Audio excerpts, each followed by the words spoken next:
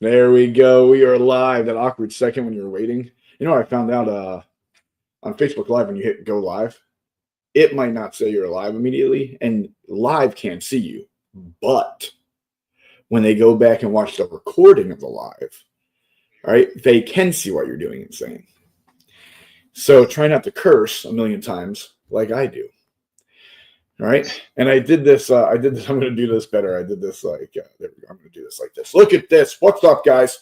If you didn't notice, it's just me here. But I'm kidding. It's not just me, as you saw by my grand entrance. Trying to make sure we are, and we are. That's beautiful. I'm going to hit this. Look at this. What's up, guys? All right. So we're here today. We're testing something out on Saturday. Jennifer Greer-Bennett, I don't know if you know her, but you're about to. She told me this is the most fascinating time to go live. So I said, who better to test it with than the person that said this is the most fascinating time to go live. So we're testing this a little bit, but also when we're testing this, you're going to get to know someone that I've been lucky, blessed enough to get to know the last couple of years. Feels like a lifetime. No, I'm kidding. Feels like forever. Feels like a lot. No, I'm kidding. I got to know her over the last couple of years, and getting to know her, there's a couple things I can say for sure. She cares. She has a huge heart. She wants to help people at the highest level. She's a go-getter. She gets to it. She's going to put the effort in. She's going to put the work in. A brilliant mind can definitely break things down and hash them out with you for you to move forward, right? And so much more. She is no longer is she our coach, a trainer, a speaker, right? But she's also an amazing friend, an amazing person, an amazing mother, right? An amazing daughter, and just someone you want to know. So today, on this Tested Out Saturday, without further ado, I'm going to bring out, which I already did at first and then forgot and then brought back and then brought back out. But I'm going to bring back out now after a great introduction, Jennifer Greer-Bennett. I definitely say all three names too. She's a three-namer. What up, Jennifer? Look at that surprise. They see you now. It's crazy. I don't think they knew you were here. I don't think they did, but that's okay. I like surprising people. Thank you, Michael, for putting up with my crazy antics. Hey, Margie, it's so good to see you. Thank you so much, Michael, for the warm introduction. And as you can tell, like I'm outside. I love being outside. And if you guys don't know me, like I work outside a lot of the time. But I don't think that's why you guys are here, is it? You guys are here to know, like, who is this No, they crazy, definitely want to know amazing your outside loving nature self. I think that's why the tree and the wind chime, great little additions to the live, little add-ons. I like it. Yes, Right, a little yes. different. Never had someone with wind chimes while I was talking to them live. Well, The surprisingly, the chickens are quiet right now because right before I hopped on, like they were doing their thing too. So They need yes, them, but listen, everyone sees you, but they don't know you. Jennifer Greer-Bennett, as I would say, even though that's not your name thing. Um, let everyone know who you are. oh, that's such a loaded question. I am so many things. Some of my most favorite titles are wife and mom. But mostly for the last 4 years, I've been the founder of Get Desky with my mom, and who just jumped in. Yay, mom, you finally made it. Yes. And with that comes so many amazing things that I have got to pour into people. I've got to do so many things. And the trajectory of this call is going to go way deep and way fast, and you guys are going to get to know where we started and more importantly where we are going. We're going to keep dropping those little goose eggs until the end of the show, so you guys got to stay until the very end.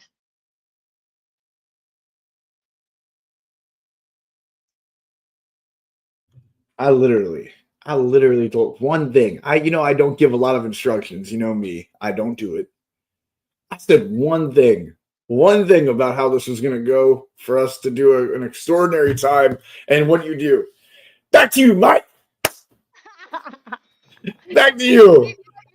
I have to keep you on your toes, man. You know, that's the one thing that we do really well. Like we bat it back and forth. We're going to do it. Thank you so much for that. I appreciate that. That was very well Very well done. There you go, say hi to Gwen. Hi, Gwen. Hi, Gwen. All right. Look, now people are cheering for your mom. That's how this goes. All right. So I'm making sure I'm trying not to miss anybody. So let's get into. I said who you are, and you answered it. Somewhat all right. You did not do what I always like try to set someone up to do, and then be like, "Ha!" Right? Set you up. You didn't say what you do, which is good, right? Because a lot of times when you ask someone who are you, they say what they do, and I'm like, no, it's what you do. Who are you? All right. So now tell everybody a little bit about like what you do. I mean, you have like 17,000 businesses. So don't tell us about all of them, but tell us a little bit about what you do and how the different ways you do it. So at GetDesky, we truly believe that we can help entrepreneurs amplify their impact by partnering with them to help them grow much faster by allowing them to create systems and processes that allow them to get out of their way and really step into a new place that they haven't been before.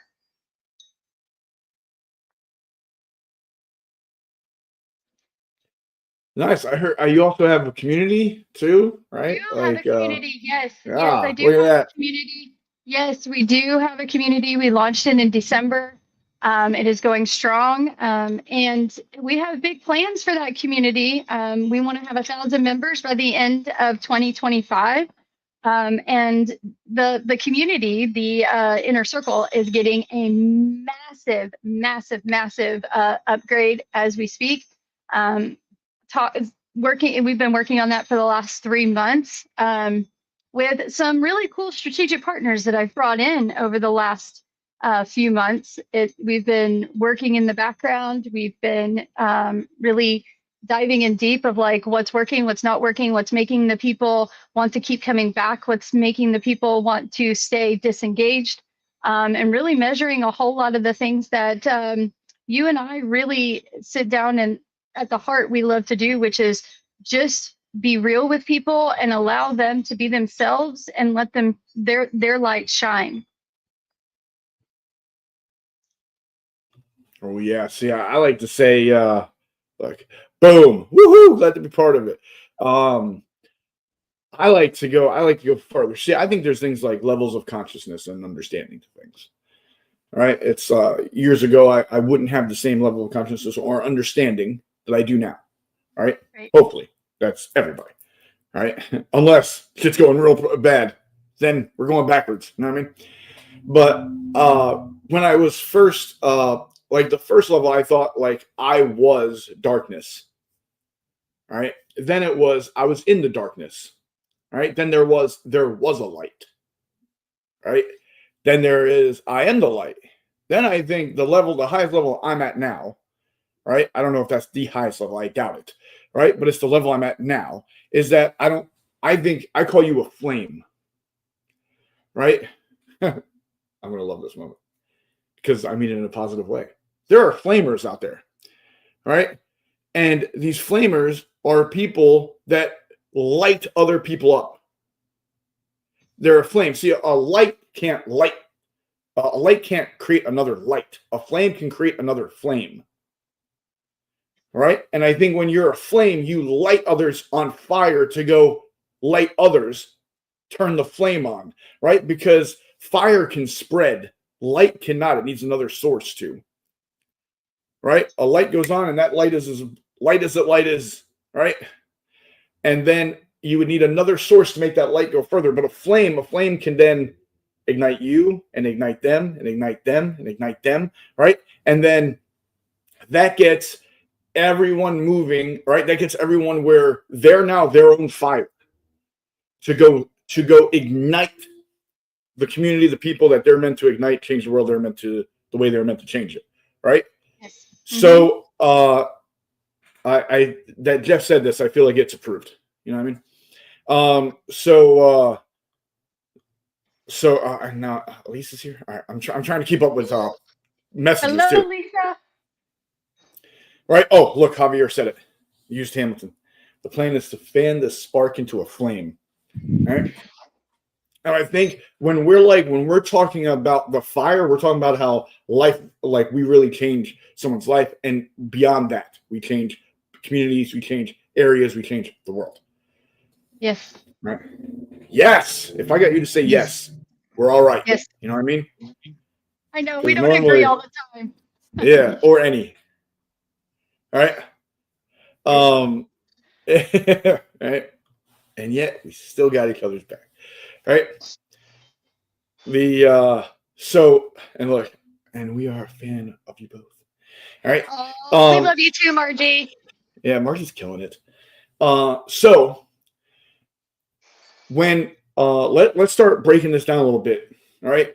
You kind of found your ways of serving, right? And you find more. Believe me, I know. As we go, you find more. All right. Oh, look your mom. Oh.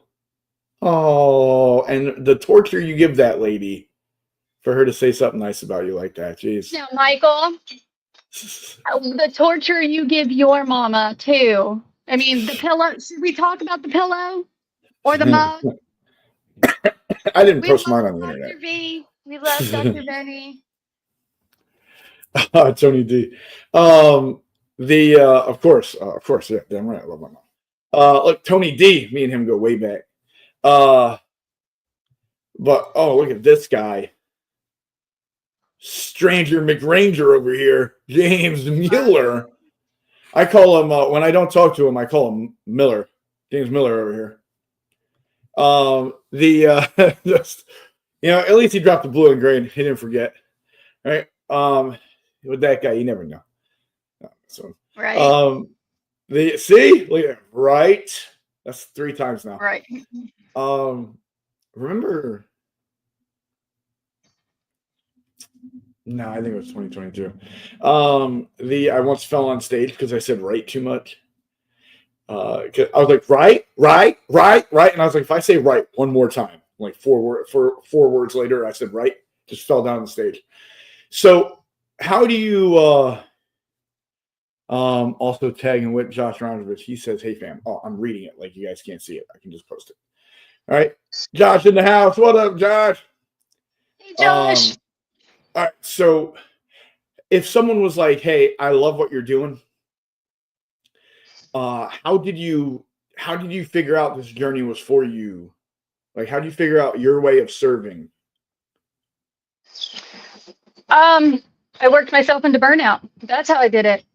I literally thought that the way to be successful was to wear all of the hats. I was helping run 2 multi-million-dollar companies. I was helping run a multi-million-dollar real estate agency, a multi-million-dollar a year ad agency, while I was also trying to crush it as being a wife and a mom, and also trying to sell houses myself, all myself.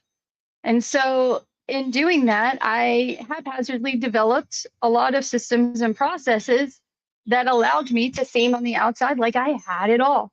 And it led to me waking up in a hotel room, wondering, why the hell am I not jumping out of the bed like hell yes? Like I literally won the family lottery. Like my parents are amazing. You've got to meet them. My kids are amazing. My husband literally hand delivers me coffee every single morning. And here I am waking up and like, what the hell can I do more to make these people like want to be like hell yes? And what it was it was me.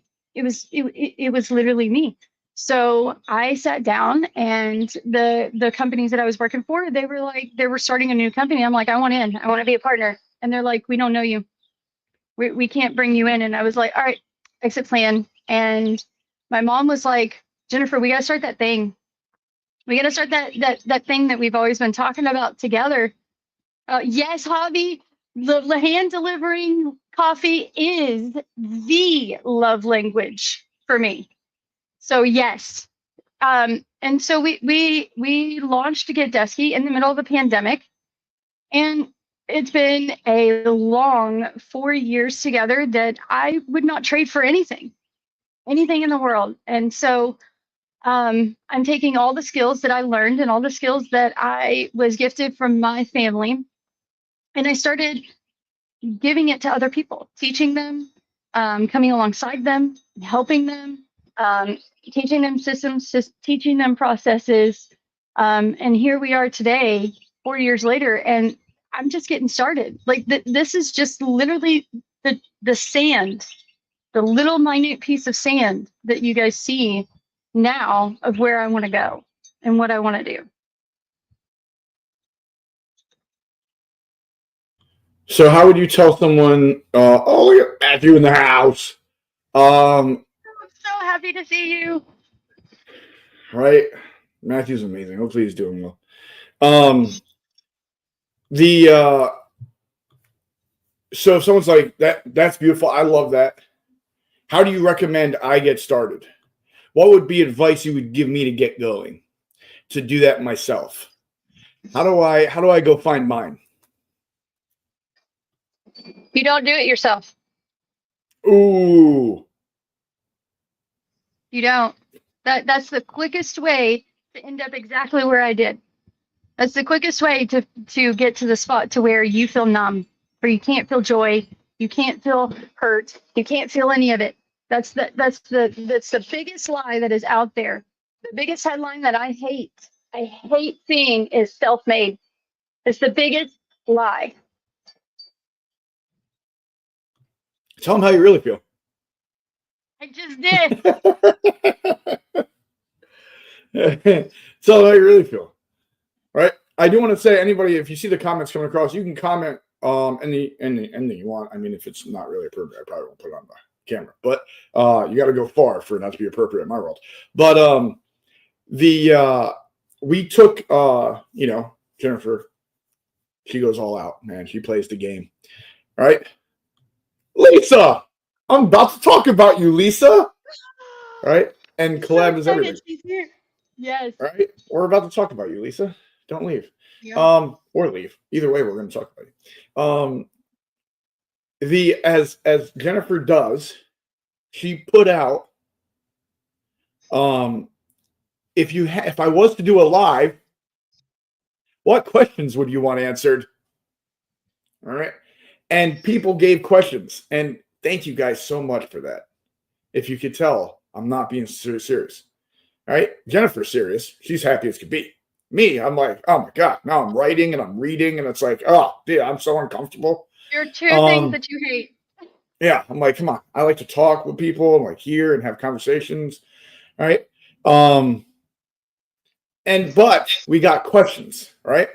So we have some to start. And if anyone that's listening, if you have questions, feel free to ask. Me and Jennifer would be glad to answer and talk about what you want to talk about. Jennifer said she did not want this to be about her, even though at the beginning I made it about her. She said she wanted to help and serve the people. All right, which I always love when someone does a spotlight like this and they're like, listen, yeah, I can give you all the talking points that I talk about on podcasts and stuff of that nature. But if we're doing this live and interactive, which I love live and interactive, let's do it as we bring them and have their points and their things, their issues talked about, which I love.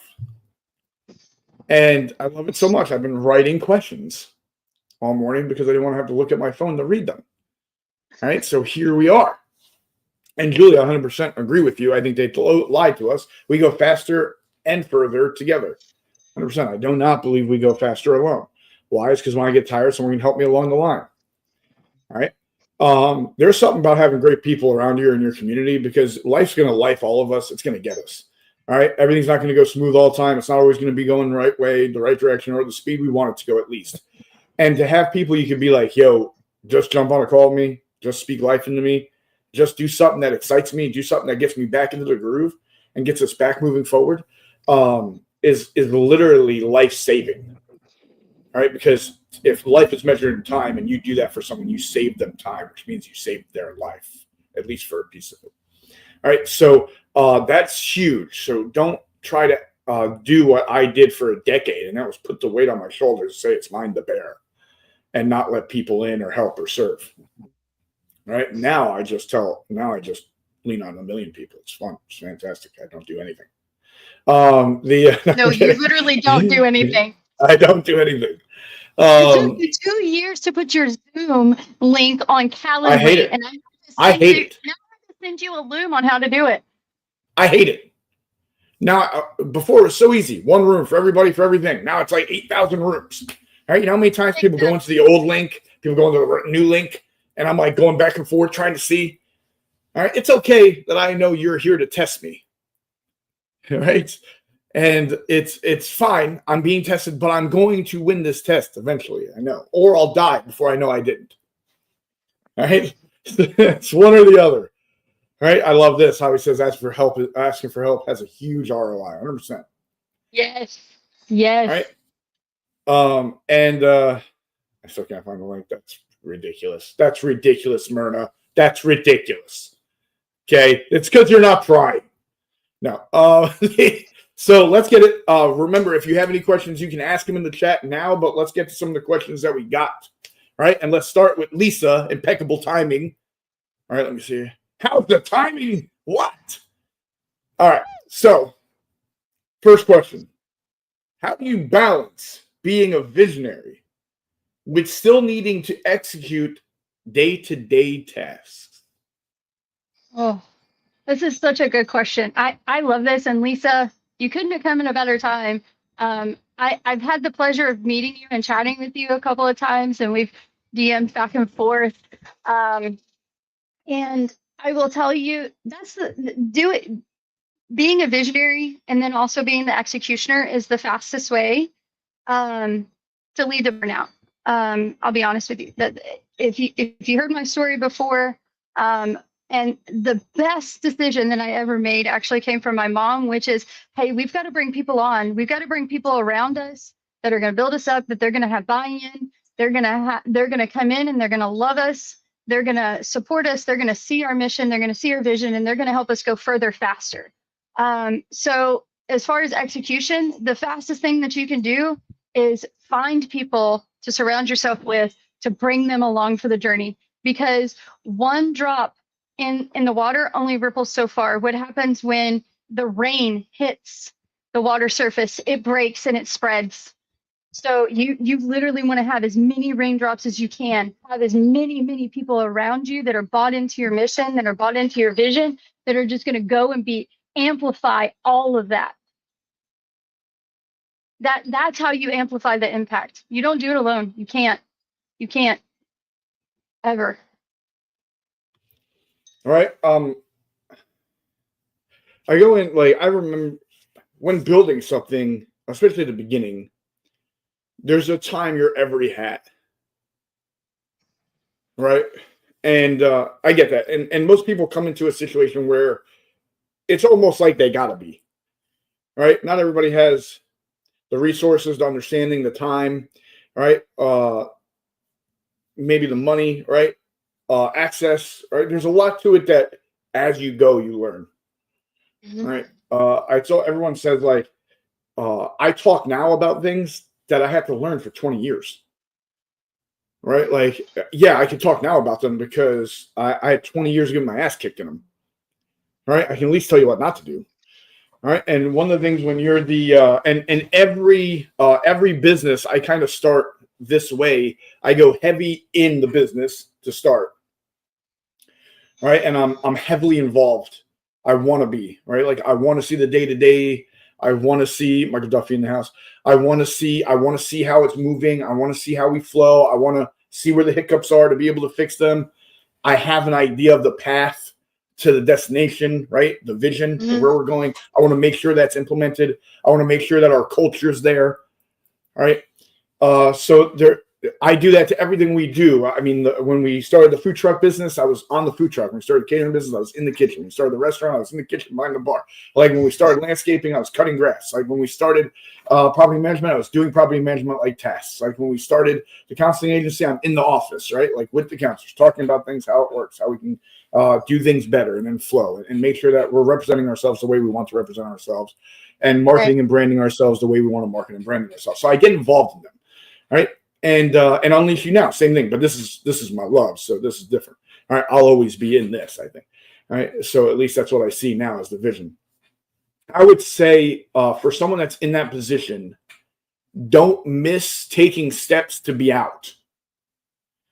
Right? Yes. Like, right. So I understand if you're the visionary and the day-to-day guy, or girl, woman, man, whatever you want to call it, person.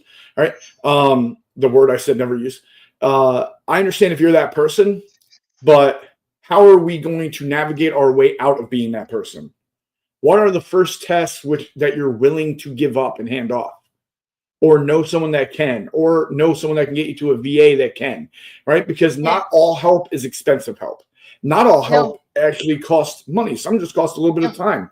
What systems can we put in place? What can we automate, right? That you're okay with automating. See, like, I'm not okay automating person to contact, touch, conversation, relationships. I'm not okay automating that, right? That's me, right? But I am okay automating, right? Spreadsheets, ascension lists, right? The process of which you're going through, email sequencing, right? Like, I'm okay with that being taken care of where I don't have to touch it, right? Find out what you're okay with. Also, what do you like? What do you hate doing? So I always think when we talk burnout, I talk lack of purpose, right? When we have burnout, I talk lack of purpose. Anytime I felt like that, it was because I had a lack of purpose, right? So what are the things I feel real purposeful doing? And what are the things that drag on me? What are the things that drain energy, take energy? What are the things that I either can bounce back fast from or gives me some from? Right? So, and start being able to maneuver your business in that way and start, I don't think it's tomorrow it's going to be, you're just going to be the visionary and the business is going to run by itself. This is going to be a process, but don't ignore the process. Right. Because, and don't ignore, right. Hold on, and don't ignore the people that are coming around you that have resources that could help you, even if it's not monetarily, because there are such things as strategic partnerships. There are such things as, bringing in other people that be like, hey, like, I don't have the money right now, but hey, let's build this together. So there are so many different ways that you can go about, that you can utilize the resources that are available to you. So don't be so focused on the monetary that you miss the gifts that other people have that are around you.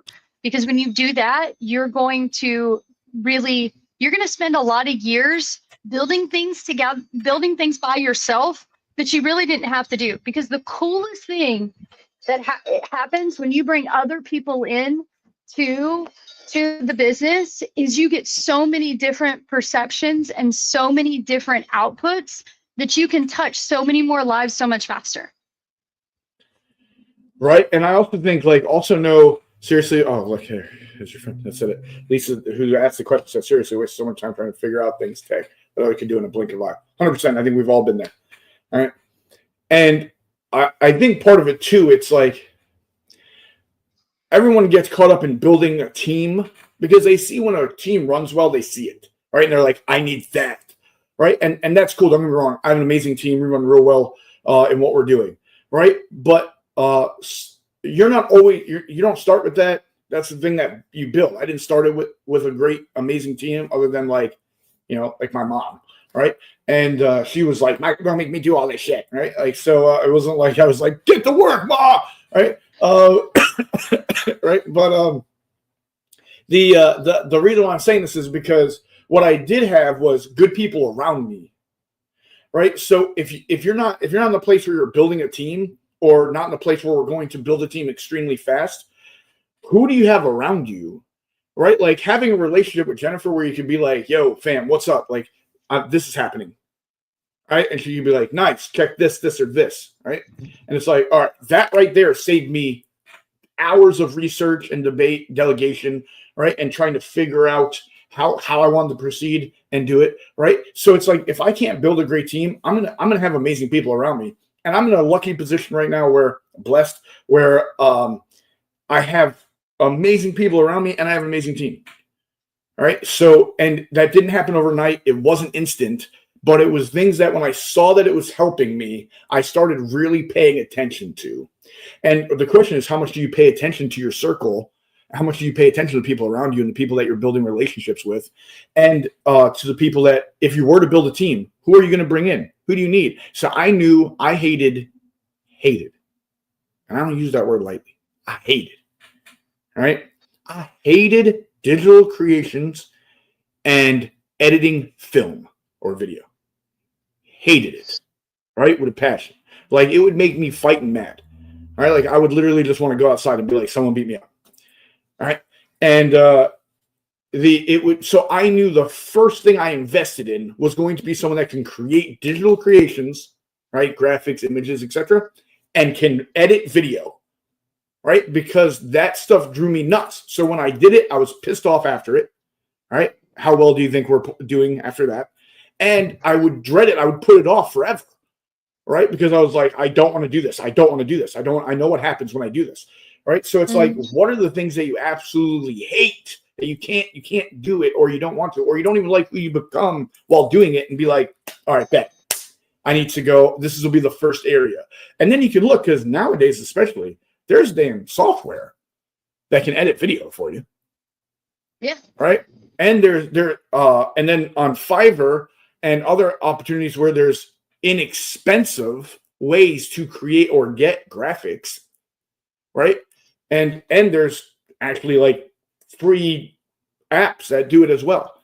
All right. So you could take a lot of this now, especially these days, because it's different, and get that done for cheap or nothing. But you have to know what is your thing and what isn't your thing, and start actually making that list. Like I have a list now. Like, if we all were to add a team, this is the area in which I'd want to add to the team, because I think that would be the best for our return and for what the team is missing.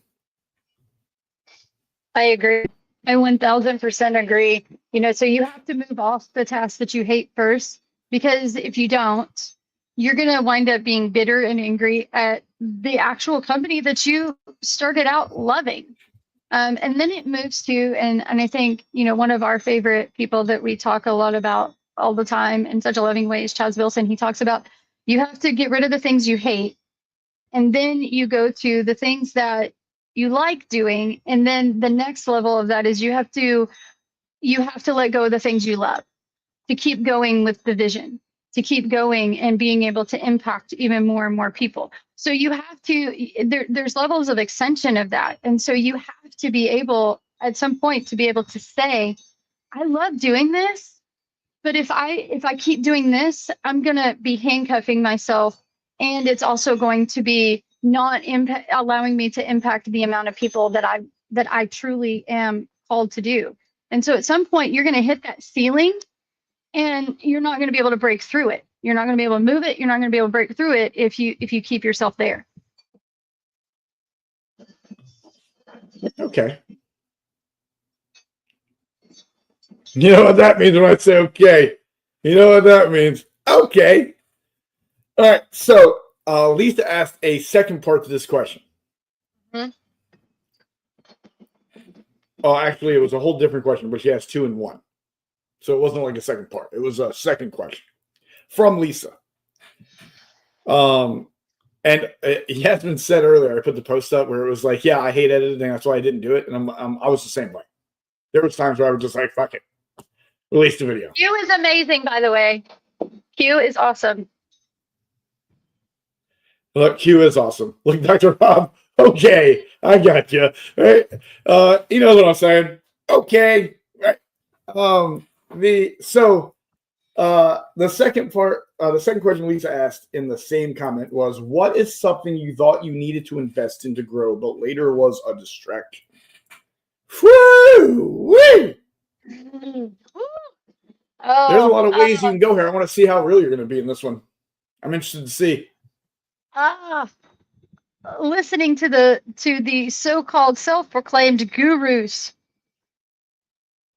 because they're going to lead you down a rabbit hole, and they're going to make you take all their advice and do all of their routines, and you're going to lose yourself. You're not going to be yourself. I mean, if you go and you listen to all these people, they're going to be like, you got to have like a 5-hour routine. You got to wake up at 3 o'clock in the morning. You got to do all this, like take all these supplements. You got to do all this like weird stuff. You got to take all this stuff. You got to be at the gym like 10 hours a day, all this stuff. No, what you really need to do is you need to find what really makes you perform at the highest level possible. What that really means is you got to take the time to learn you. What makes you be the best and the highest performance self that day? For me, I need 8 to 9 hours of sleep a night. I need to drink lots of water and I need to eat like good food. That's it. That's all I really need to be all this crazy self that Michael is alluding to. I'm actually really, really crazy. Yes. And the people that know me well, they know I'm crazy. You also drink coffee. I do. I drink lots of coffee. I drink about 40 ounces of coffee a day.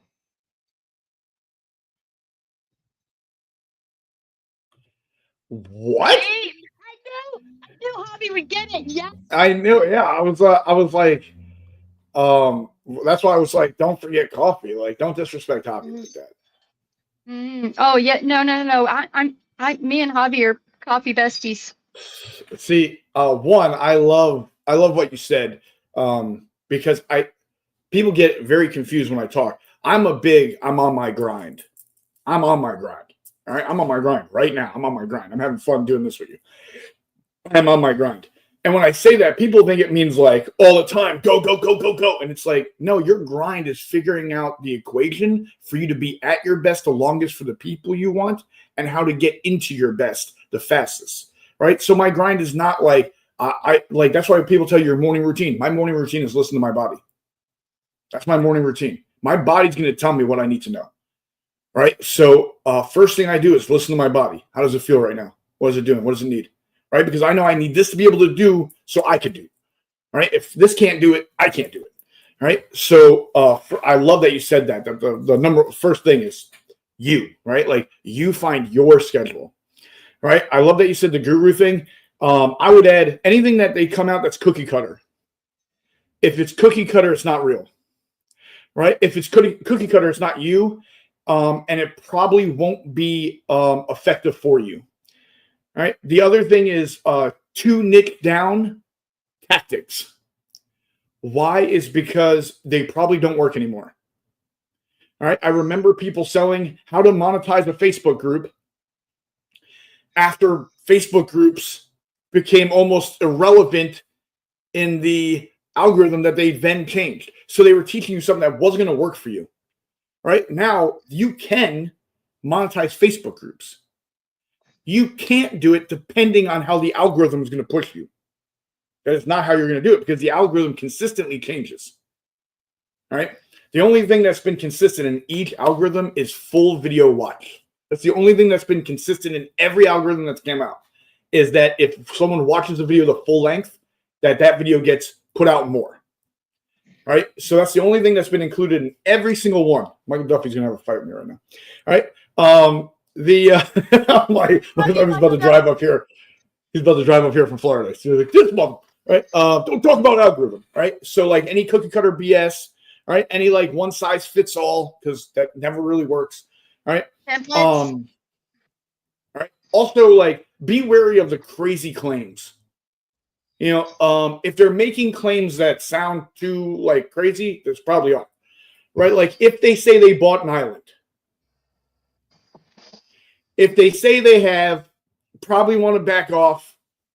Probably not the right move. You know what I'm saying? Because especially if they have no hair. You know what I mean? It's one of the first things that go in the people that BS. No, like if they're like, you know, I'm a multi-billionaire. Like billionaires are trackable. Like they're out there. You can find them or their company is known. All right, like there's a site, there's pages literally dedicated to this. You can go look. All right, so like the crazy claims, just take a step back and be like, all right, why would someone have to do this? All right. Now I will say this: there is things investing in yourself is good. my life has gotten better. My business has gotten better, right? By investing in myself, right? There is no, like, I always say my story. When I invested my first 5 figures, I made my first 6 figures. All right. As it went up, it went up.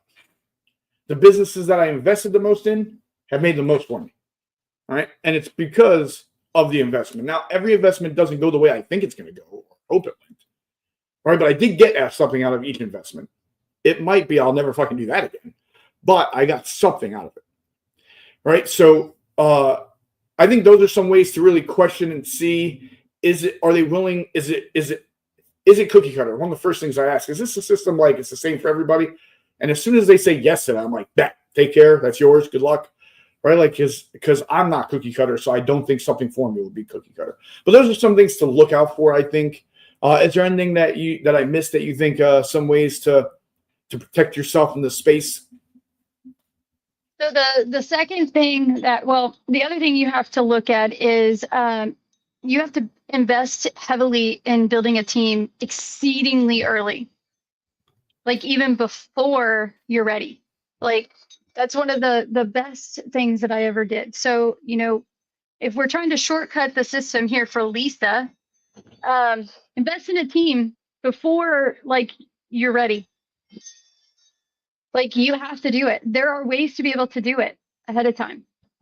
And that was one of the best decisions that I ever made, was to invest in other people heavily. And I know I shared one of my longest standing assistants that I have, like she dropped a message into our daily stand-ups. Like the girl made me cry three times in one day.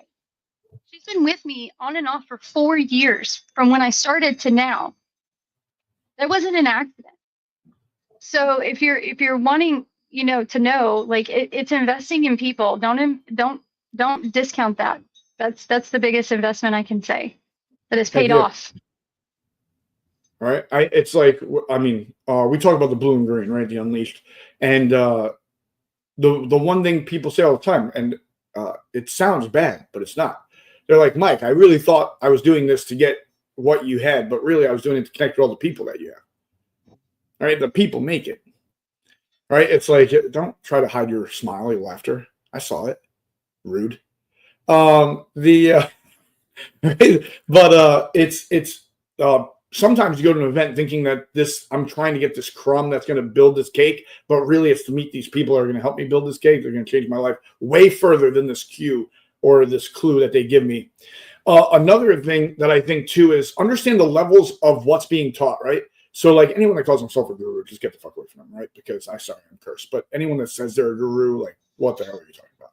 All right. I've never saw someone call himself a guru that was actually a guru. All right. Some of the people that are like the most leaders in the space I know of do not even really like call themselves anything other than like, I am my name. I'm a friend. I'm a husband. I care, right? Like stuff like that. Those are typically the best people. But there's also levels to teaching, right? Like if I know this individual tactic, I can teach you this tactic. That's bottom teaching, right? That's bottom grub, right? That's like tilapia or what tilapia eats, right? For us foodies, right? That's why a lot of people don't eat tilapia anymore. They're bottom grubbers. All right. But that's fine. But that's a tactic. That's all they got. Then there's the strategy people, the people that are like big in the strategy. I'm huge in the strategy. That's second level. All right. And for a while I was like, dude, this is top notch strategy. Yeah. Right. Then there's a level above that called principles, right? Strategies are cool, but they might not work for everyone. I have this like weird thing touching me right now and it's freaking me out, but I'm getting over it. So there's principles. Now principles are huge. These principles work in business and life, and in any business, like they're principles, right? These are things we need to know, and we can figure out how we're going to use them or find them or get them for ourselves, our own business. But they're the principle. We need to know this, right? And then there's like on top of that is like the vision, right? Like a path, a destination, a result. Like I can see a picture, not a piece, not a crayon, not a piece of the puzzle, not a section of the puzzle, not the one sideline. That's the easy one to do, right? I'm talking about like you can see the whole thing. Now, visionaries, this is where they're great to listen to, hard to learn from, because it's hard for a visionary to teach you how to have vision. But they're great to hear from because they're going to drop things that are going to be great for you. But there's like levels to this thing. Anyone that's like a tactician, I wouldn't invest in now. Right? Because it's they're going to tell you a cookie cutter way to do something because it worked for them and how they did it. But the problem with that, and we know some people like this, is they think it was that tactic that worked, but it was the 17 things over here that they don't even know they did that made this step work out. So they can't teach you these 17 steps, so the 18th one won't work for you because they didn't tell you the 17 before it. Because they don't know. And that's okay. That's okay. Like, they did the work. They took the steps. They just don't understand it yet. And I was there. When I was first in business, it was like, I was like, do this thing. This will work, right? And it was like, that was all I knew. And it goes, as you go, you grow, and you figure out there's different levels to this thing. And we stop looking broad titles. Like, people use terms. Jeffrey, you're killing me here. Talk to me. People use terms. You keep nodding yes too. Like, stop it. I don't like that you're agreeing with me so much. Like, fight me, damn it. No. There's like when people use terms like next level. Like, yeah, that's great. What is that? Right? And they can't tell you because they don't know what level you're on right now. It's a great marketing term, but what we figured out is that it's BS. Right? And then we could go to spirit world, right? Oh, well, yeah, well, there's good and bad spirits. You know what I mean? Like, energy. Oh, there's good and bad energy. Right? Like, so as you go through this, those terms start meaning less, and the detail of the term starts meaning much more. And the intention behind it is huge. Yes. Intention is everything. Yes. And the people that have taken people that have taken the time to get to know themselves, not just how to be able to perform well for themselves and be the highest and best for their communities or what they're doing, but they also have mastered being able to read others' intentions. They can read it. And Michael, I know you and I know this because we've riffed on this a few times. Of we get those messages and they sound really cool, they sound really polished, they sound amazing, but we're like,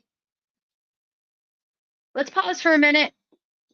I know exactly where the next message that is going to come from this person. So when we invest in ourselves, we also, even in a written message, even it can be on paper, we can feel the intention behind it. And so when you think about that, really, you have to get to that spot to where you understand the intention behind other people as well too, because that's where the true depth comes in. Because I can see ads now from these people that are like, I'm the expert in XYZ, and I'm like, you are a desperate person right now. I can see it in your video, I can see it in your words, I can see it in everything that you're doing. And that's really when you get to go in and you can be like, hey, like, this guy has something cool to say, but that's just going to lead you to more heartache. Right. And the one of the keys too is when talking to someone in the space or someone you're looking to get guidance from, right, is, all right, like, talk to them a little bit, ask some questions too. Like, when we do this thing that you're talking about, where does that normally go to? Right? Because everyone, Jeff Walker, one of my mentors, love the dude, brilliant. All right. He said one of the best lines I ever heard that I never thought of, and it was, for every solution, there's a problem. Right? Not for every problem, there's a solution. For every solution, there's a problem. See, what happens is, and what I used to do, especially at the beginning of this thing, man, I just wanted to help so bad. Right? I came in with a lot of guilt on myself from, losing people and certain parts of life where I was like, bro, I just want to help people. Right? And I would give people a piece to a puzzle, thinking I was helping them. Right? And I would feel good about them, like, yeah, help that person. Right? And here was the problem. This is what I did. I set that person up for a harder hit because they didn't earn that cue. And what I mean by earn is going through and building the muscle, right? The understanding to build a muscle, to be able to then create muscle memory, to be able to handle it. And I didn't teach them, right? And I wasn't there for the next step. So what I did was like, hey, gain some momentum so you hit this wall harder. right? It took me years to be like, oh my God, I am not stopped doing this. I'm not helping them, right? I'm hurting them, right? I need to step back and understand that I give you a solution, here comes a problem, right? And it's like, and you do this with what you do, and we do it with what we do. Like the principles, right? We talk a lot about principles. So it's like, all right, who do you serve? We have to understand who we serve at, a deeper level, psychographic level, inner being level, exterior level, identity level, right?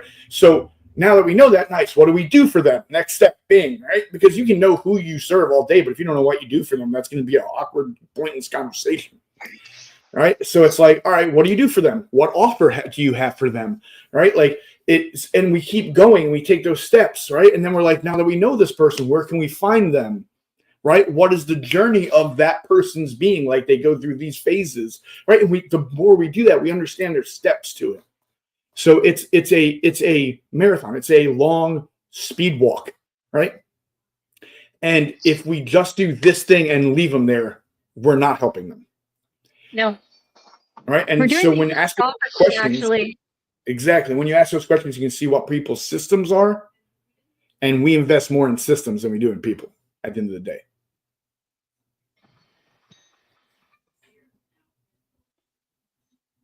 I thought I was going to get an okay from you on that one. All right. So hopefully that answered that one. All right. I think we did. 9-hour live answering just these questions, not even anyone else that ask any more questions, just these questions. But thank you, Lisa, for 2 amazing questions. Yes. All right. Shannon asked a question. Your friend Shannon, as a recovering lone wolf, all right, where do I start and how do I, all right, be willing to bring people in and be able to trust and build that team around me to go further, impact more, and get more, gain more. So there's so many layers we could go with this, Michael. I think the first step you have to do is you have to celebrate that you're recognizing that you're recovering lone wolf. That means you're saying, I'm willing to not do this by myself anymore. So we have to celebrate that first. We really, really do. And secondly, you have to step back and say, I trusted that I am making the right choices. So you have to have trust in yourself first to be able to say, okay, I made this decision to not be a lone wolf anymore. And I've brought people around me. And the next layer, and this is what I did when I first launched Get Dusky, is I wholeheartedly told my team that this is a safe place to fail. You can go and you can fail. You can mess up and send wrong emails. You can do all this stuff. And here's what's not going to happen. I'm not going to nail you to the wall. I'm not going to fire you. I'm not going to do all of these crazy things. Am I going to be like, hey, I think you sent the wrong email to that person. Let's talk about it. But I'm not going to be that person that's going to literally make you feel like a bad person at the end of the day because you made up. Because here's the deal. I'm just as human as they are. Who the mess am I to say that I'm better than they are when I mess up all the time? There's times when I yell at my kid when I probably shouldn't. There's times when, I make my mom mad when I probably shouldn't. And that's probably going to be the death of me. Y'all want to know, like, how I'm going to die? It's probably my mom is going to kill me. It's the same as Michael's. Like, it's going to be our mamas. Our mamas are going to take us out. In case you didn't know, his mom is an Italian. My mom is a Texan. Both of those combinations and their friends. It's scary. It is very, very scary. And so we have to understand that you have to allow the people around all the time. See, looky there, all the time. My mom, all the time. And we have to allow them space to be able to be humans. We have to allow them space to be able to go through hard things and be like, you know what? We got you. We're going to love you. And we're going to move you forward together. And the last layer of that is, which we're going to keep alluding to, is you get to this part where you become the bottleneck even though you didn't want to be. And we'll talk about that at the end. But those are the steps that I've taken, and it's similar to what Michael has already talked about too. Is we have to allow people to fall on the stage and have rug burns on their tongue, and walk around and like ask people to feel their leg, and still be okay at the end of the day. So yeah. I think too, when building a team, drop the expectations. I think one of the things that kills us is like we think that because we're bringing a person into our team, that this person's forever person. Right? I see that with coaches. I'd be like, "This is forever coach. This is my forever coach." I'm like, "Nah." All right. Now, some people have been for a long time. They might be, but some people were just for this part of the journey. Like they say, season, reason, right? Part of the journey. It's going to run its course it's meant to run. That's all I want. I look forward to that. As long as it is, that's awesome. As short as it is, that's awesome. Like that we got to be part of each other's journey for a piece of it is a beautiful thing. And that's so drop the expectation of this is supposed to be like this for this amount of time and work this way. Just be like, this is for this moment. And as long as this moment lasts, cool. And I'm happy for it. Right. Mm-hmm. I think that's one of the other things. There's a continuous on to this question where they said, how has it impacted your stamina, your business, and your strategy? So we can literally have it all. As a futuristic visionary ready to help make the world a loving, more healthier place, supporting our humans in the best capacity, collaborating globally, and also fun, free time that we can stay healthy in mind and body. How is this? Was this made more possible or less possible? How have you been impacted by building your team? It's made so many more things possible. So many more things possible. And this is something that I already touched on where, we can, as one individual, you and me, Michael, we can drop one drop in the water, in the ocean, or we can drop one grain of sand apiece. Or we can pick up and we can bring in so many more people, and we can drop tons of sand or tons of raindrops everywhere and impact millions or billions of lives. So it has impacted so many different things. I've got to invest in people that I didn't even know in so many different ways. Like there's people that are like, oh my God, I watched your thing and I thought this was awesome. I don't even know half these people. That wouldn't even be possible if my team was not behind me and helping me create the vision, helping me share my message, helping me like reach more people every day. I couldn't do it. Literally, I could not do it. I could not do all the things that my team helps me do every single day. So the faster you get to that space to where you can bring in people and not just bring them in, but empower them to go and say, hey, I want to do this and I want to grow in that. Be like, all right, let's go. Let's do it. Let's learn it together. That's when the real magic happens. So it has allowed me to do so many things. I went to so many more events in the last year and a half. I've gotten to impact so many more people. I mean, you've been trying to convince me to speak for like a year and a half, like, and you finally got me on a stage, and we'll talk about that. But that was the I hold the record of the going both over and under at the same time. I think that will. So we're gonna try and break that record in August again, right? It'll be I don't know about August. I don't know why August, but I think that'll be that record for all time. I don't think anyone else will do that. I think you got it. I think it's yours for all time. You're in the rafters. That's the new Unleash You award. I will say though, you killed it in St. Louis, so that was good. Did your thing. You and Hobby are the most difficult people with being like, go speak and do your thing. Right? Hobby told me for forever he wasn't going to do anything like that, right? And you're the same way. Not what I do. I build systems. I'm like, oh, shut up. All right. I understand. I think when you really,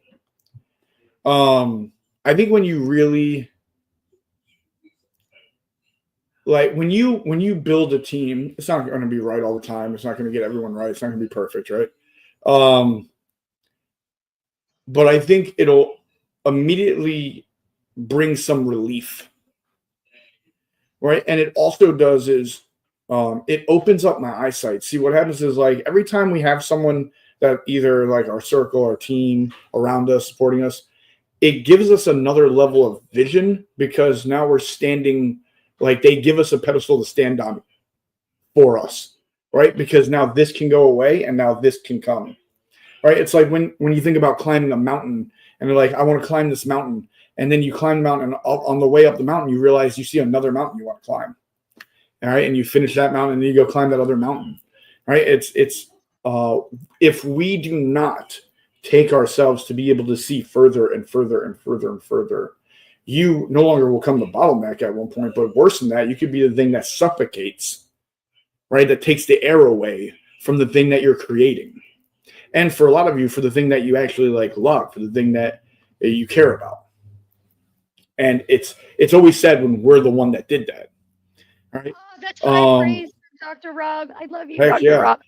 Dr. Rob never says anything nice about me. So you guys must did something right for him to say something nice about you. All right. I was like, my mind was just blown. I was like, what? So for him to say a compliment to you guys means a lot. I'm going to get one though before I die. To that question, I think you owe it to your vision to be able to keep moving further down that path of your vision so you can see the next part. And you can only do that but the fastest, most efficient way to do that is bringing people in to serve you, to serve the greater good and the greater mass that you're meant to serve. Yes. Boom. Take that, Shannon. Right? Hopefully I never see her after I said it like that because that would sound bad. Shannon's cool. Yes, I've met her. I have no doubt. She's an epic human. You only have one uncool person I know, so we're fine. Margie asked the question, our one of our favorites. Coach Marge, Money Marge. Oh, Dr. Rob talking shit to me. Look at this guy. This is Dr. Rob talking trash. Look how nice he does it. This is him taking a shot at me. Isn't that funny? Yeah, this guy, he does it such in a subtle, nice way. Yes, Dr. Rob, I love it. I love it. All right. What's your favorite just word? always taking shots at me. All right. I say I love that man. All right. I love that man too. He's such a handsome man. But Coach Money Marge has asked the question. He said, how do you prioritize tasks for the week? So many different ways I can go with this. But this also goes back to that self-awareness. You have to prioritize yourself first. And that's something that when you're in the middle of the grind, you can't fully do that. This is where having a team around you also allows you to be able to prioritize, okay, if I want to serve all these people, I can't be doing emails. I can't be doing all the DMs. I can't be doing all of the stuff. And then past that, I have to be able to sit down and say, okay, each morning, what's going to move the needle? Like what? And then even go deeper than that. What is the needle that I need to move? Is it the people? Is it the hype? Is it the revenue? Is it building a system? And then go into that. Okay, so now I have defined the needle, and then I can go and I can say, okay, the last time that I moved this needle, what worked? How can I double down on that? That's how you keep going and you keep moving that much faster. Is you have to track them. Because you can't double down on doing what works if you're not tracking it.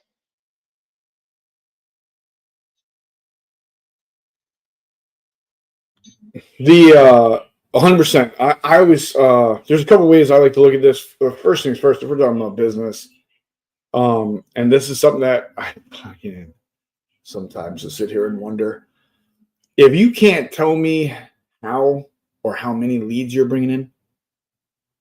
If you can't tell me how you're bringing in leads, right? If you don't know, if you can't be like, I brought in leads through these ways this week, right? If you can't, and some of us at the beginning, right? If you can't tell me how many leads you're bringing in, right? We got a problem.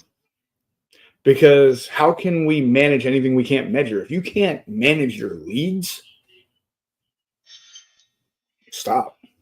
Right? Either start being able to measure your leads or stop doing business. All right. The other thing is, how many conversations have you had? Or bring in somebody you right, 100%. bring in somebody that you can. Right, or something. Yeah, definitely. How many conversations are you having, or your team, your business? How many conversations? Also known as relationship builds. How many conversations are you having this week? All right. And then the last one is, how many people did you ask to buy from you? One of my favorite things with people is they come to me like, Mike, I haven't made a sale in 3 weeks. I'm like, Jesus, that's awful. How many people have you asked to buy? And they're like, none. I'm like, oh shit. What do you think? Osmosis was going to happen and someone was going to buy from you? Right? Like you didn't ask anyone to buy. Why would anyone buy? Like they don't know they can buy. Most people don't even know they can buy. Everybody's living life. Right? Like we could go through a bunch of people on your own Facebook profile that don't even know what you sell. Right? Like they don't. So if we're not ever asking anyone to buy from us, what do we think? Everyone's going to be like, Jennifer, shut up. Let me buy. Right? You didn't ask, but let me take my money. Right? Like that. What? Right? Like, no, that's not how it works. Right? So like those three are easy threes that I normally ask somebody. And typically, like, they won't even know the answer. The answer will be like self-explanatory why the result is the way it is. Right? Like if I'm sitting here saying, man, I want to get healthy, but I'm gaining weight, and they're like, Jesus, how much are you working out? Like, none. They're like, oh God, what are you eating? I'm like, shit. I'm like, oh, well, yeah. What do you expect is going to happen?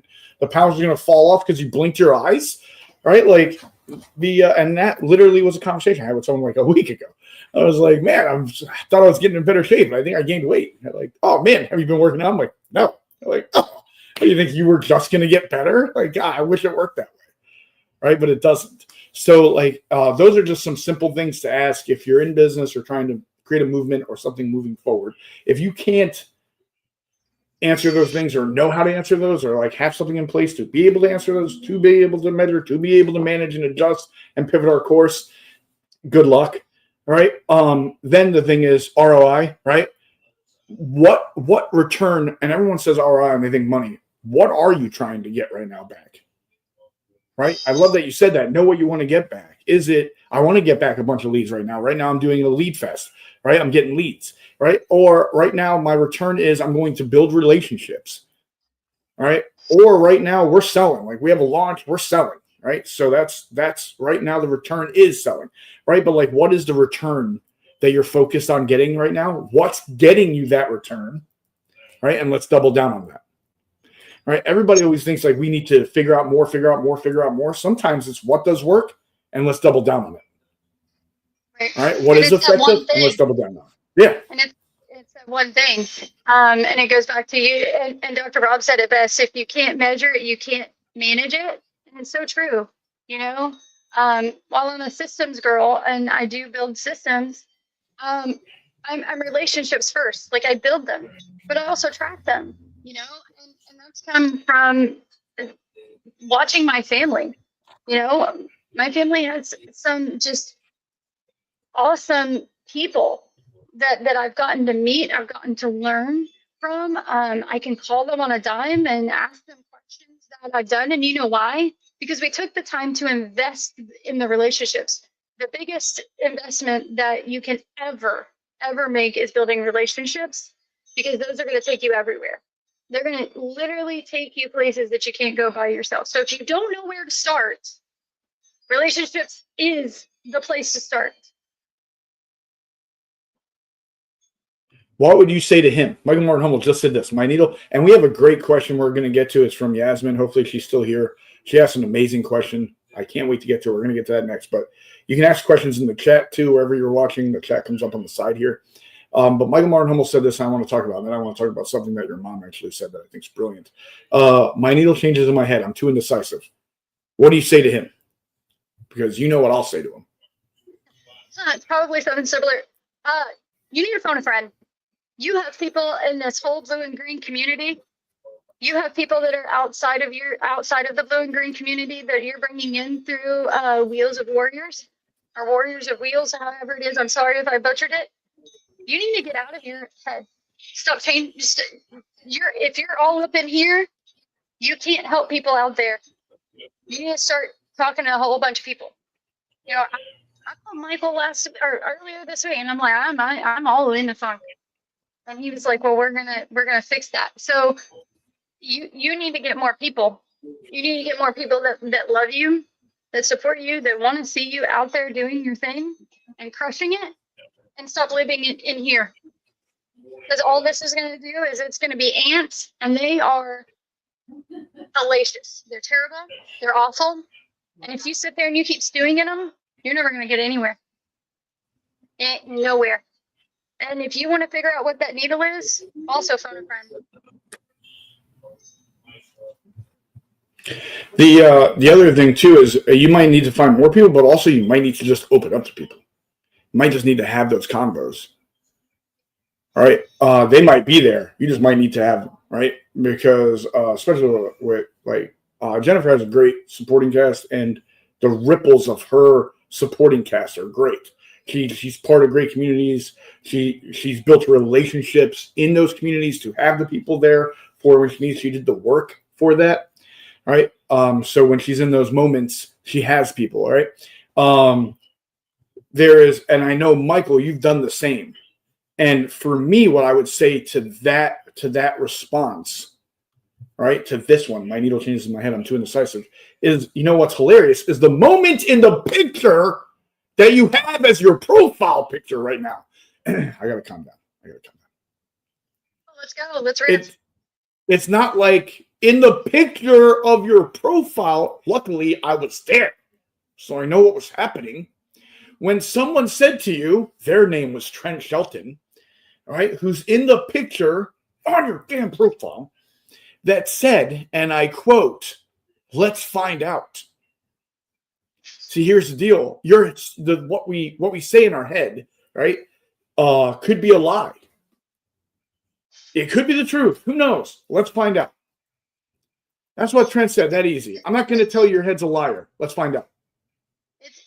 It's that subtle shift from me to we. It's we get to find out together.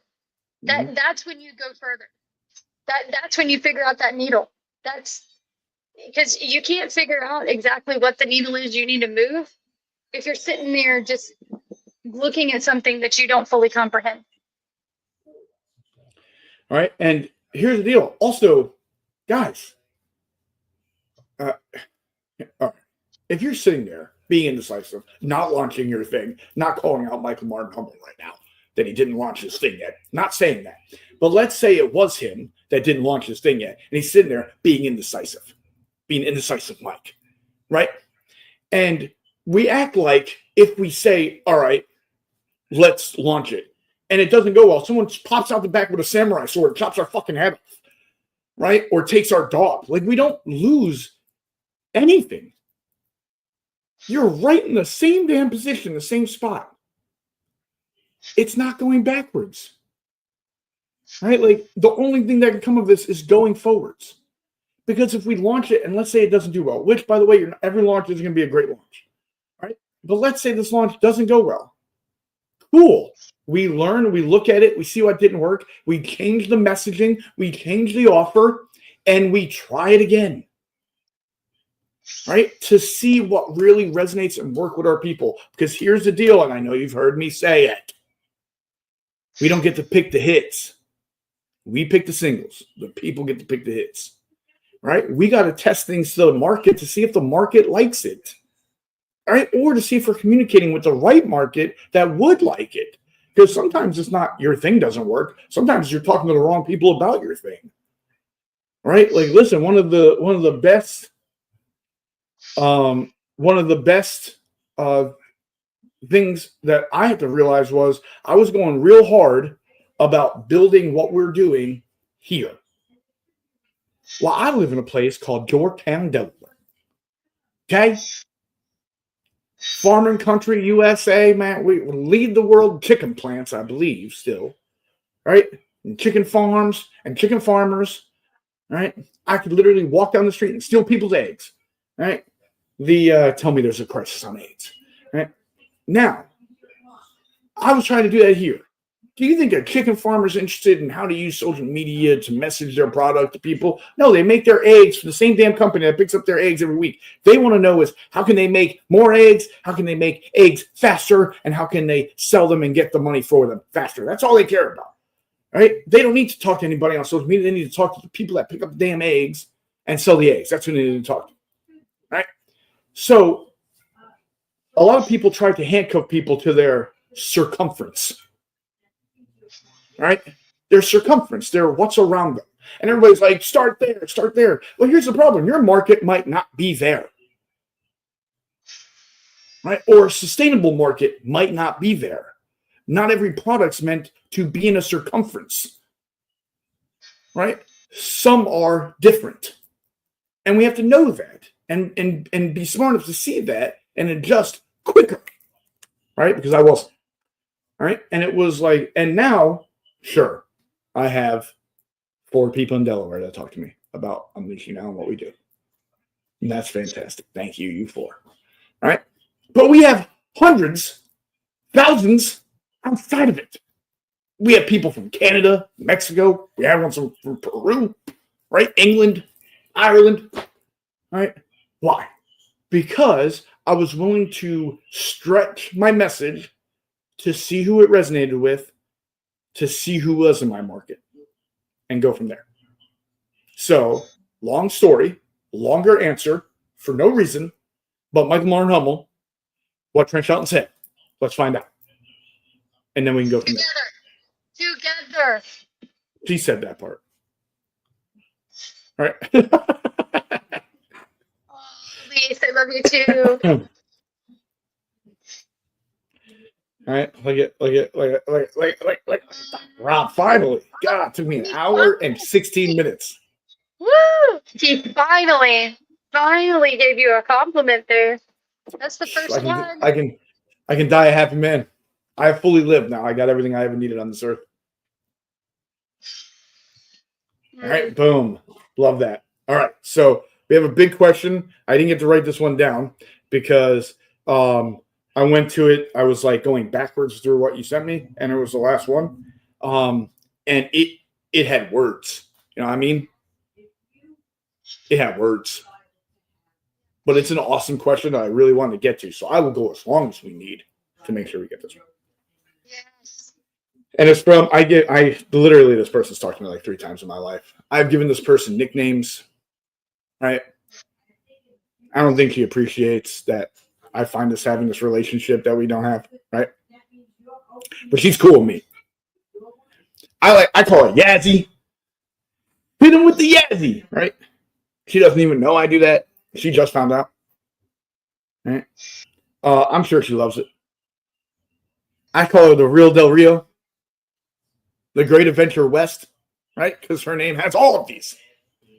But this is the question she asked. Please stop. This is the question.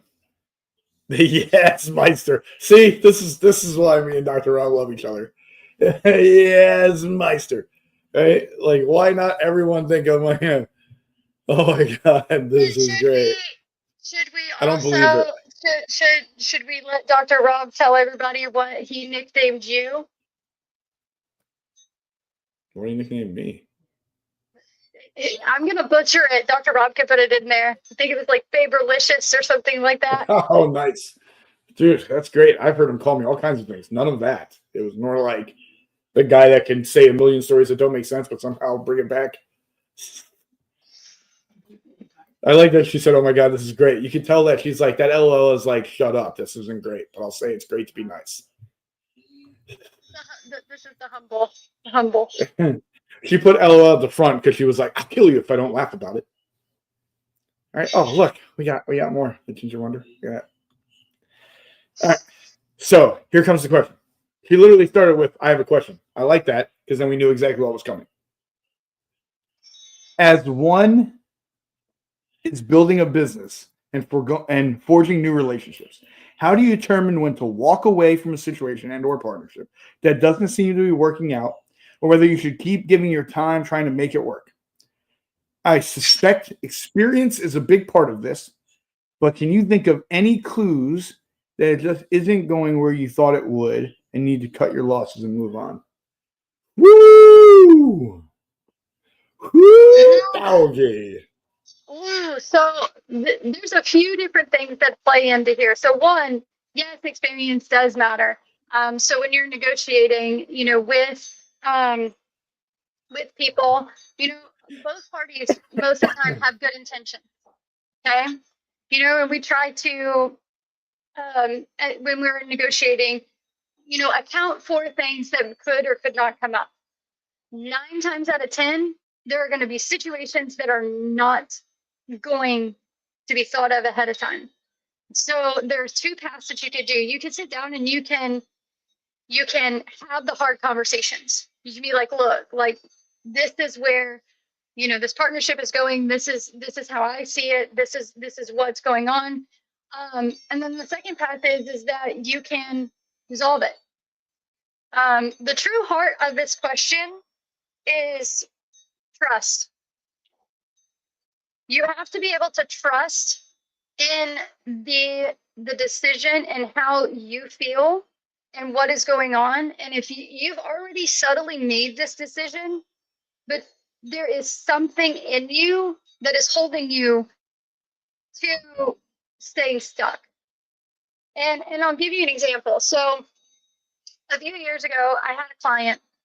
They were not a good client of ours. They would berate my team. They would make my team feel bad. And I was at an event, and my team, as they do, they crush it while I'm gone. Like you'll see all the cool stuff that I do. The only reason I do it is because I have a team behind me. They make all the epic stuff happen. And in this one instance, this person came in and seemed all right, but then on the backside, when my team would meet with them without me, they would make them feel guilty. They would make them feel like they weren't performing for them the way that we had set out to do. And ultimately, I had to let this person go. They were the highest paying clients that we'd had at the time. They literally made our payroll and then some, and a whole bunch of other stuff. And so I was terrified, but I knew for the sake of my team and for the sake of everything that in the culture that I had built, I let them go. I let them go, not having a backup plan to recuperate that revenue immediately. I didn't have a plan. But here's the really cool thing. When I sat down and I deep-seatedly trusted that I was doing the right thing, it came about anyway. It came in anyway. So you always have to have open and honest communications with your strategic partners, because if you can't be open and you can't be honest and you can't be vulnerable with them of like where you are, where you're going and what you want to do and how you're feeling, and like, hey, I know this is what you intended, but this is what your actions are showing me. The door's already closed. You just have to be willing to say, there's the door. Don't let it hit you on the way out. That's really what you have to do. Right. I look at this in many ways. One, it's what are you there for? Right? Like if you're investing, if you're talking about like a coach or a community or a program or a group, right? Like what are you there for?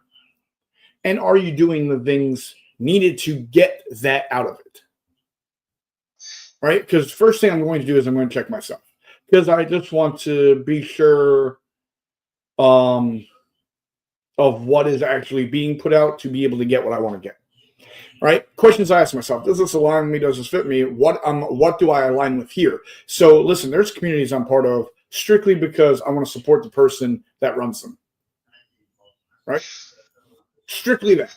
Right? If I get anything else, it's a bonus. Right? So if I get anything out of that thing other than supporting them because I like their heart or who they are as a person, and I want to know someone's behind them and got them, then anything extra that is just more like cherry on top, extra winning. right? There's some communities I'm part of because of the people, right? Like the people are so good, I want to be around them, right? So I want to be part of it. There are some communities I'm part of because I want the education, I want the knowledge, I want the expertise. All right. There's some that I want the connections, right? But it's like being honest about what I'm in it for. Right. The other thing is, all right, maybe I'm not getting what I was looking at, but what am I receiving from here? All right. That has kept me in some investments because I was like, all right, I didn't get this thing, but I do get this here, and I'm okay with that for this. Right. The exchange is worth it. Right. Now, some of the things that I look for is how many people have progress? How many people move forward? How many people overcame things?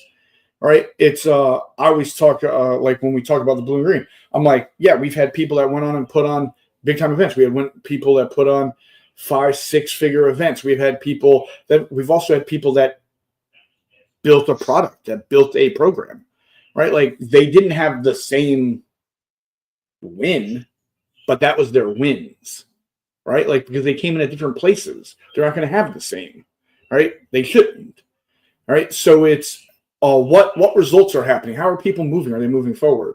See, there's a mastermind that we know of that a bunch of people that were in it came to me about 2 years after they were in it, 1.5 years after they were in it, and they were like, it's killing us, right? And we've all lost 5-6 figures. And the person that made the most was $2K. And that's not profit. That's just brought in. And I'm like, well, this should be a huge red flag, guys. Right? Like, if you're all doing bad and the most is $2K, then there might be a problem in the structure. Right? The foundation might be flawed. Right? Also, like, here's one of the things business coaches hate me for this. Is how have you done this for you? Right? Like if you're a business coach, I know you have a business, right? Because your business is business coaching at least.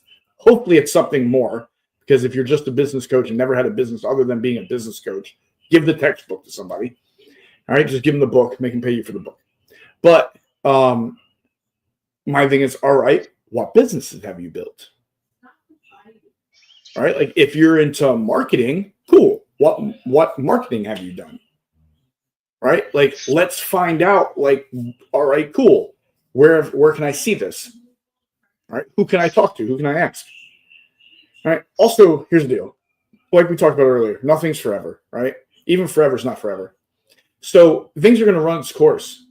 There was communities I was part of that I still to this day enjoy. I'm just not part of them. I'm cool with them. I'm just not part of them. There's communities that I was like, whoa, like this went south. I was like, get me out of here. When I first came in the space, I'm back. About to share got canceled to the weather. Boo, dang, that sucks. Sorry, I'm reading the damn comment like you guys can't see him. There's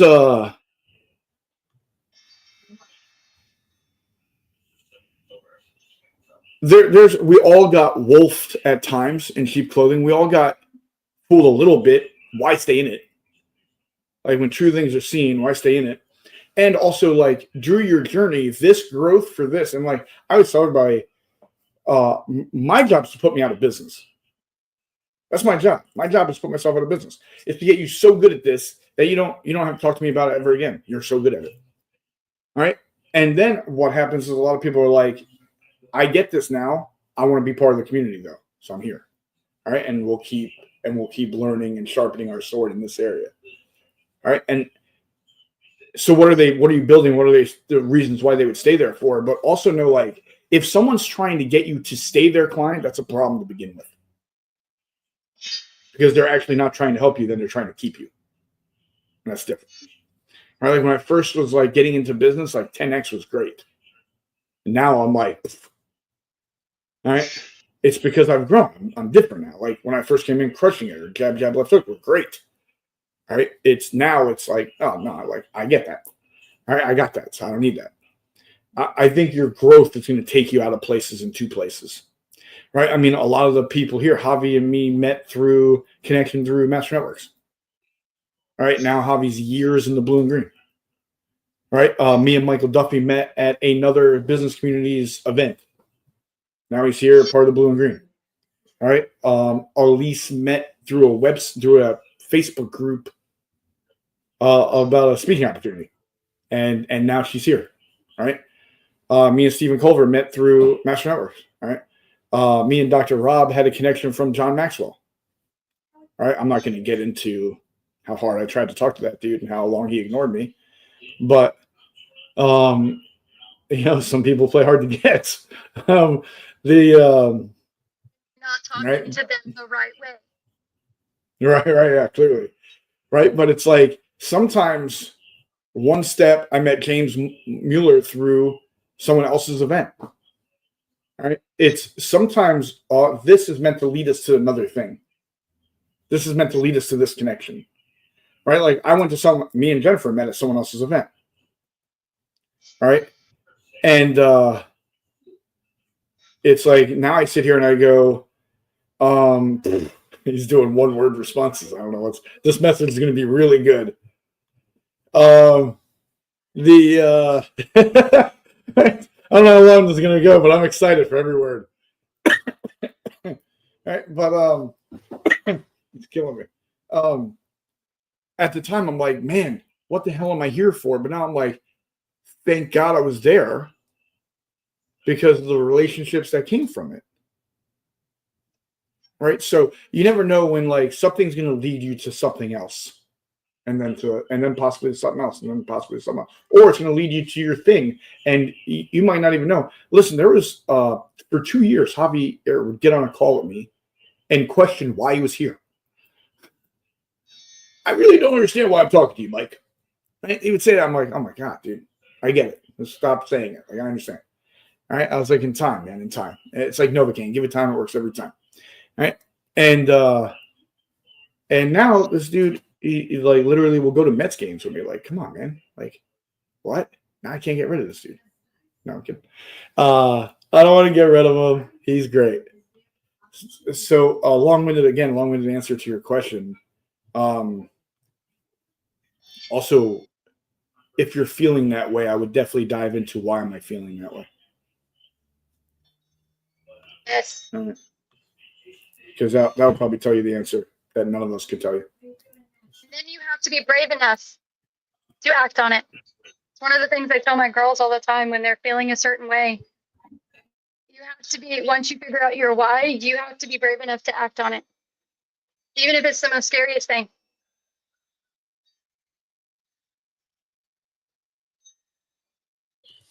So, I think we're at that moment. I was gonna have a cake for you. I was gonna have balloon and confetti.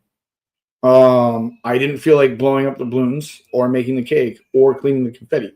So pretend if I had a damn thing that could do it for me, but the damn thing doesn't do it.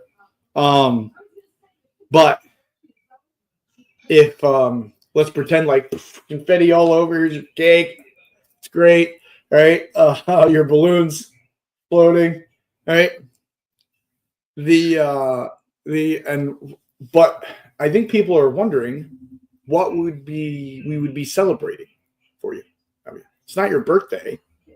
No, it's not my birthday. No, it's not Mother's Day. It's not Daughter's Day. It's not Christmas. It's not Thanksgiving.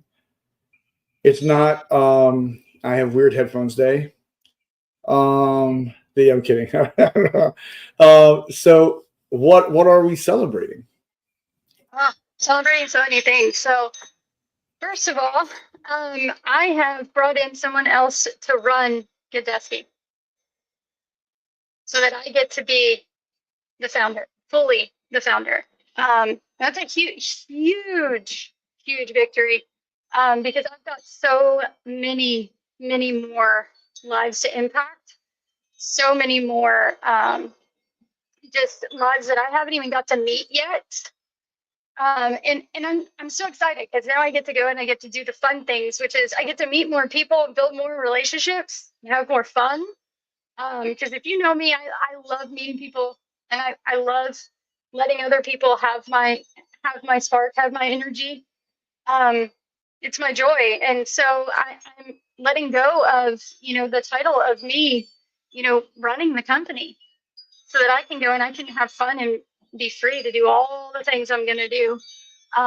Because like I said at the beginning of this, I'm on a race to get 1,000 people in my inner circle by the end of the year. Do you think I can do it with the team that I have now? No. I brought in more people, so many more people. And so I had the pleasure of meeting this guy like right after Movement Maker, which is really crazy because that event and poor Hobby and Alan, both of these guys, like when I got activated and my brain was like still trying to process all of it, I like brain dumped on these people at the dinner table. Like they got like the raw, like I have no idea what the fudge cake is coming out of my mouth. Like just and somehow they still talk to me. I don't I think for Hobby it's the coffee. Like that's still the connector piece. And then I went to another event and I met this guy and oddly enough I tried to sell him a free water bottle. Yes, Hobby, it was like that. He literally was like, hey, let's be on a podcast, and we still haven't done that. And as I got to meet this guy, I quickly realized like, wow, he could help me take Gadesky to a higher level than I even thought. And so I brought him in to run the stuff that really literally got to the point to where it was making me angry in my own company. And so I brought in a guy named Jackson Calmain to be the CEO of Gadesky. So he's going to take over so many different things that he likes to do, and his team. Like his team is amazing. Like they revamped my whole website in like 48 hours. Like it's epic. Like I haven't had a website like legit since last year because it got hacked. And for all you people that want to say that you have to launch things with all the digital assets, you don't. You don't need a website. I've still sold things since last July. July 4th, my website got hacked, y'all. And I haven't had one until about 36 hours ago. And it's epic. It's not done yet, but it's beautiful and it symbolizes everything. And that's due to his team collaborating with my team. And a huge shout out to my team too. They came in and they've like, what the heck is Jen doing? She's crazy. Who is this person? Like, why are we now like having meetings with this person? Like, what's going on? And they've just taken it with like Jen's just being her crazy. And now they're just like, wow, I see where this is going. So I'm super proud of my team for that. I can't express as much gratitude for them as they fully deserve.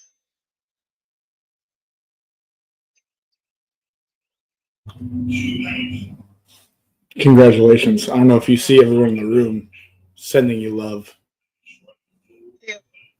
Including my mom. And oh, of course. Would anyone expect any less? If they did, they didn't know you guys. Also, it frees you up to get into a room, meet more people, do the thing you love doing and that you're really good at doing, connecting with people, having those conversations and being able to see where they're struggling to how to stop the struggle. All right. So congratulations. You have earned it. You put in a lot of work to do it. With Hudson stopping in, dropping in. Congrats, Jennifer, dropping blue and green. You know, if Hudson does it, it's a big deal. He says like 5 words a year. Oh my gosh. Oh, and I got 2 of them. All right. I love it. Guy says 4 words a year. Said 2 for you. I couldn't think of someone that's worked harder to get to where they are, to get to the point now where they can take that step and be the founder and just go do what's in your heart. And you know the best way to serve your people. All right. 5 words and 1,500 memes a year. That's 100%. Look, you didn't even give a word on this one. Just a thumbs up. Just a thumbs up.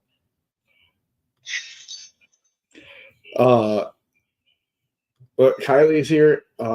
She's brand new to our world. Might be cruising with us. Might be coming to Movie Maker Virtual. Has a voice, has a story, needs to be told. Wants to impact people and help people. So you know that's things we look for in the blue and green in the communities in which we serve and you serve. But congratulations for all you've done. and all the work you've put in to be in this position to do this. Congrats. All right. Super proud of you. I haven't seen the whole journey, but the last couple of years, it's been impactful but inspiring. And my boy Nipsey Hussle, he said the greatest human act is to inspire, and just know you've done that. So thank you. Take your flowers, punk ass. Where's Ashley giving out the flowers? Ashley's too cool for us. That's right, Ashley, I'm talking some shit. No, but also Jennifer, thank you so much for coming on here and doing a member spotlight with me. Did your Saturday test. I don't think it's I don't know. We'll see the numbers. I don't know. We'll see the numbers. But I know that if it was anyone else, it'd be less. All right. So thank you. Super proud of you. Also, someone else says that they want to tell you. All right. And you're welcome. Oh, you meant that for her. My bad. No, okay. But thanks for being part of the Blue and Green. Thanks for repping the fam the way you do. And thanks for all you do for the fam. We truly appreciate it. Better heart, I don't know if it exists. So thank you for your time today. Thank you for answering the questions and doing it this style. Loved it. Way better than like interview style. And right? So much more fun this way. Now, before we jump off, let everyone know where they can find you, how they can stay in touch with you, how can they get other nuggets and words of wisdom from you, so they can get closer to you from this. I have a really simple way. JEN.GETDESKY.com. If you want me to say it out loud, it's jen.getdesky.com. You can find. Someone put that in the chat. You made that sound like it was easy. I was like, what? We got 2 dots? All right. Like, I'm like, hold on. What kind of damn site is this? Someone put that shit in the chat so people can see that thing. Golly. I got you. You said simple. Holy shit. It is simple. It's Like, simple. people are just giving you love.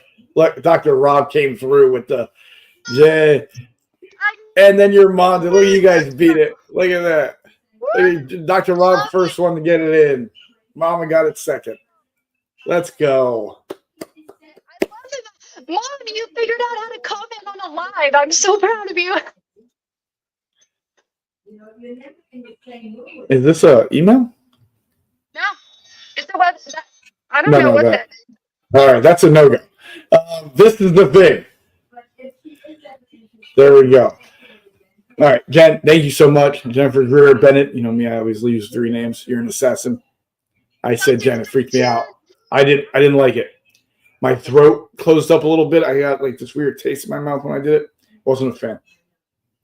But I appreciate you. And if you're looking to hear Jennifer speak and drop wisdom, well, she's going to be on more UnleashU Now stages. She did. She redeemed her under-over performance when she killed it in St. Louis. So we're going to get her on some more stories to share. Right, and we can't wait to hear them. And we're going to do our best to get you there. We're going to fight with you until you say yes. So, Jennifer Greer Bennett, we appreciate you.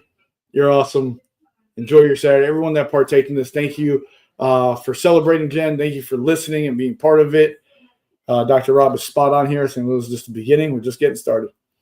But I agree, Dr. Rob. I agree. Thank you, everyone. Thank you to Blue and Green, the Unleashed. Thank you for all the people that took their time out of their Saturday to watch and partake in this. For all the people that drew comments in, the people that made this special and worth it. Believe me, without you, this would be nothing but a convo between me and Jennifer. And we do that often. We wouldn't need to have video cameras to do it. All right. Or put it on the more words. More words. I almost started saying it.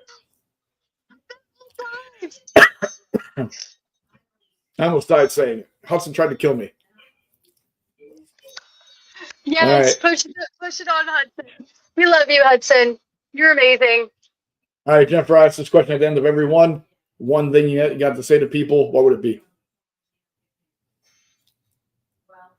Stop sitting and stewing and start impacting other people's lives. because, as I said earlier this week, you can't get more joy for yourself if you don't help other people find it. There you go. You heard it for Long Live the Unleashed.